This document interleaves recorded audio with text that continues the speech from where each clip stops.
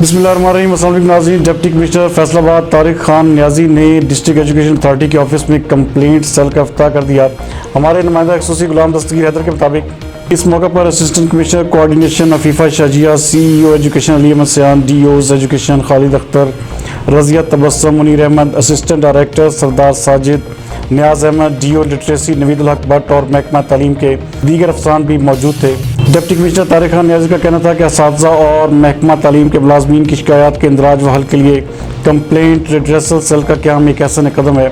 उनका कहना था कि एजुकेशन अथॉरिटी के अफसरान शिकायत के तेज़ रफ्तार हल के लिए मुयस्सर इक़दाम करें और दरख्वास्त गुजार महकमाना कार्रवाई से मुतमिन होने चाहिए। डिप्टी कमिश्नर ने कहा कि कौम के मुस्तकबिल को क्वालिटी एजुकेशन के साथ साथ मियारी तरबियत फराहम करने वाले असातिज़ा कराम की खिदमात को कदर की निगाह से देखते हैं, जिनके हकीकी मसाइल के हल के लिए भी कोशां हैं। इस मकसद के लिए शिकायत सेल का क़याम अमल में लाया गया है। उनका कहना था कि शिकायत सेल में मौसूल होने वाली दरखास्तों को मेरिट पॉलिसी के तहत निपटाया जाए, जबकि डिप्टी कमिश्नर ऑफिस में भी शिकायत का हफ्तावार जायज़ा लिया जाएगा।